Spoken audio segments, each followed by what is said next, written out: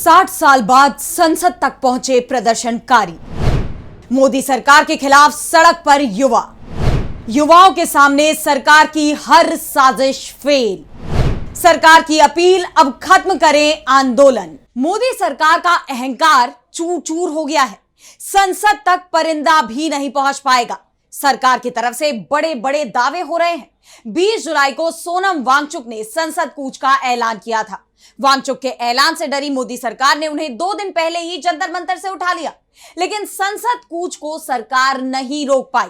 अमित शाह के निर्देश पर दिल्ली पुलिस की तरफ से चेतावनी दी जा रही थी कि संसद कूच की इजाजत किसी को नहीं दी जाएगी, लेकिन युवाओं ने दिल्ली पुलिस से इसकी इजाजत मांगी ही नहीं। साफ कह दिया कि हमारा अधिकार है और अपने अधिकार के लिए हमें दिल्ली पुलिस की इजाजत लेने की जरूरत नहीं है। और देश के युवाओं ने जो कहा वो करके भी दिखा दिया। 60 साल बाद कोई प्रदर्शन संसद के दरवाजे तक पहुंचा है। 60 साल बाद प्रदर्शनकारियों की धमक संसद तक सुनाई दी है। 60 साल बाद पहली बार ऐसा हुआ है कि सांसद सदन में है और बाहर संसद को प्रदर्शनकारियों ने घेर लिया है। 60 साल में ऐसा पहली बार हुआ है जब प्रधानमंत्री को सदन छोड़ना पड़ा, क्योंकि उनके कानों में छात्र आंदोलन की गूंज सुनाई दे रही है। छात्रों के सामने मोदी सरकार की बड़ी हार को लेकर आज हम अपनी स्पेशल रिपोर्ट में करेंगे बात। नमस्कार, मैं आराधना। तो शुरू करते हैं हमारी खास रिपोर्ट और बात करते हैं कि कैसे युवाओं के आंदोलन से मोदी सरकार दबाव में दिखाई दे रही है।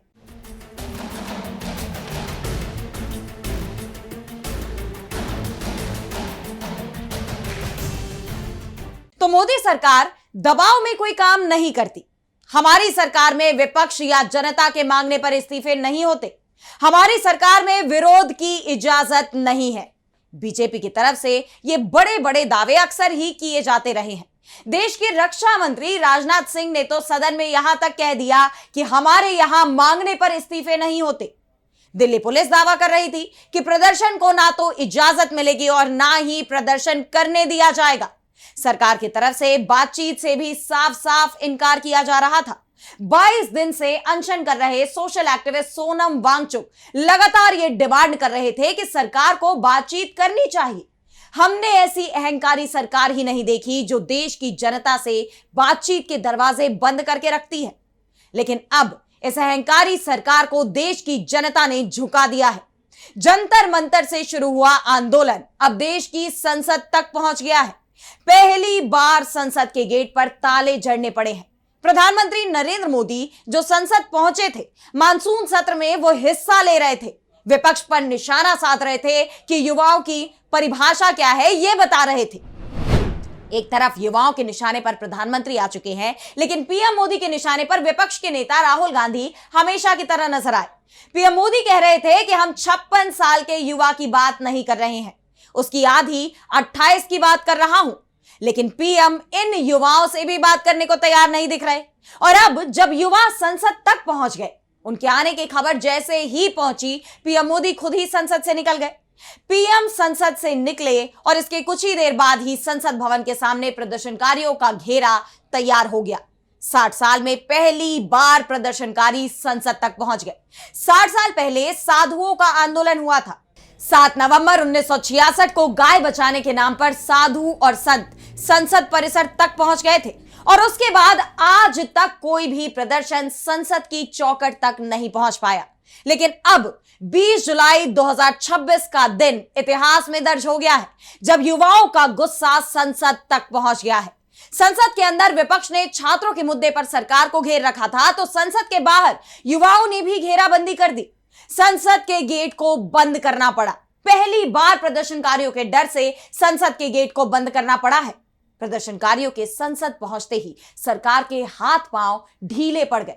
आंसू गैस, लाठी चार्ज, वाटर कैनन सब कुछ इस्तेमाल करके देख लिया, लेकिन युवाओं के गुस्से के आगे उनके ये सारी आजमाइशें फेल हो गई। युवाओं ने पुलिस के वाहनों पर भी कब्जा कर लिया और सुरक्षा बलों को पीछे धकेल दिया। उनके इस प्रदर्शन की गूंज, उनके विरोध की गूंज संसद तक सुनाई दी।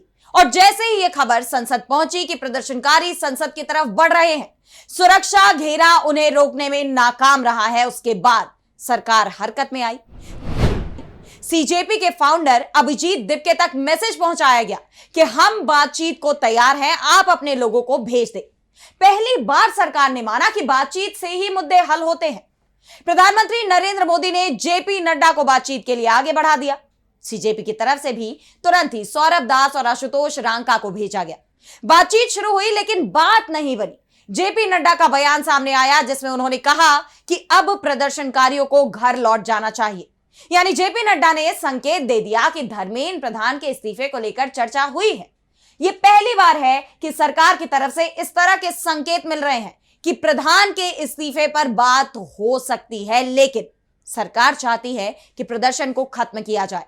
बीजेपी समर्थक मीडिया ने खबर भी चलानी शुरू कर दी है कि जंतर मंतर खाली हो गया है, हालात सामान्य हो गए हैं, लेकिन यह खबर नहीं चल पाई कि जेपी नड्डा की अपील ने भी काम नहीं किया तो जंतर मंतर पर एक बार फिर से लाठीचार्ज हो गया। सरकार की तरफ से अभी भी धमकियां दी जा रही हैं कि बात हो गई है, अब प्रदर्शन को खत्म किया जाए, लेकिन यह आंदोलन बात करने के लिए नहीं बल्कि एक्शन को लेकर शुरू हुआ था। और एक्शन धर्मेंद्र प्रधान पर नहीं हुआ, बल्कि एक्शन तो प्रदर्शनकारियों पर होता दिखाई दे रहा है। मांग उठ रही थी धर्मेंद्र प्रधान को शिक्षा मंत्री के पद से हटाने की, लेकिन सरकार ने तो एक्शन युवाओं पर ही ले लिया। अभी भी पूरी सरकार शिक्षा मंत्री को बचाने में अपनी पूरी ताकत झोंक रही है। जेपी नड्डा ने अपने बयान में धर्मेंद्र प्रधान का नाम नहीं लिया। वहीं धर्मेंद्र प्रधान गृह मंत्री अमित शाह से मिले, लेकिन शाह ने भी उन्हें इस्तीफा देने को नहीं कहा। वैसे खबर तो यह भी आ रही है कि अगर आंदोलन और तेज होता है तो पीएम मोदी पहले अपनी कुर्सी बचाएंगे और प्रधान की कुर्सी के लिए अपनी कुर्सी की बलि वो नहीं देंगे। ऐसे में अब नजरें इस बात पर है कि कुर्सी पीएम मोदी की जाएगी या फिर धर्मेंद्र प्रधान की, क्योंकि युवा अड़ गए हैं। जब तक सरकार उनकी मांग नहीं मानेगी तब तक ये प्रदर्शन इसी तरह चलता रहेगा। सीजेपी के आंदोलन का असर अब सरकार पर दिखाई भी दे रहा है। असर नहीं, इसे खौफ कहा जा सकता है, क्योंकि नींद किसान आंदोलन ने भी सरकार की उड़ाई थी, लेकिन युवाओं के आंदोलन का खौफ सरकार के अंदर भर गया है, जिसके बाद यह तय हो गया है कि जल्दी ही कोई बड़ा एक्शन होने वाला है। दिल्ली पुलिस भी सरकार के निशाने पर है कि आखिर इतना बड़ा आंदोलन कैसे खड़ा हो गया, बीजेपी का पूरा प्रचार तंत्र कैसे फेल हो गया। एक महीने तक इस आंदोलन को बदनाम करने की कोशिश बीजेपी के आईटी सेल और उसके समर्थक मीडिया की तरफ से की गई। संसद मार्च को लेकर भी तमाम तरह की गलत खबरें चलाई गई, लेकिन जीत आखिरकार युवाओं के गुस्से की ही हुई। फिलहाल कॉकरोच जनता पार्टी की तरफ से यह साफ कह दिया गया है कि यह आंदोलन जारी रहेगा। सरकार ने अभी सिर्फ एक मांग मानी है, बातचीत शुरू की गई है, पहली बार बातचीत के लिए अपने दरवाजे खोले हैं, लेकिन अब जो मुख्य मांगे हैं उन्हें भी माना जाए, जिसमें पहला, सोनम वांगचुक को रिहा किया जाए और उनके मूवमेंट पर किसी तरह की रोक ना रहे। दूसरा, धर्मेंद्र प्रधान से शिक्षा मंत्री के पद से इस्तीफा लिया जाए। तीसरा, नीट परीक्षा में बैठने वाले उन छात्रों के परिजनों को 1 करोड़ रुपए का मुआवजा मिले जिन्होंने अपनी जान ली है। और चौथा, कि दिल्ली पुलिस तुरंत छात्रों पर अत्याचार रोके, बल प्रयोग का किसी भी तरह से इस्तेमाल न किया जाए। और अब यह भी तय हो गया है कि धीरे धीरे ही सही मोदी सरकार को युवाओं के सामने सरेंडर करना ही पड़ेगा। इसकी शुरुआत हो भी चुकी है। 30 दिन से आंदोलन चल रहा था। अभी तक सरकार की तरफ से आंदोलन करने वालों को दहशतगर्द कहा जा रहा था, लेकिन अब यही सरकार कह रही है कि छात्रों को, युवाओं को अपना आंदोलन खत्म कर देना चाहिए। यानी सरकार को युवाओं से अपील करनी पड़ रही है। इससे साफ है कि सरकार ही अब दहशत में दिखाई दे रही है। ऐसे में अब यह आंदोलन आगे कहां जाता है ये देखना होगा, लेकिन फिलहाल हमारी स्पेशल रिपोर्ट में बस इतना ही।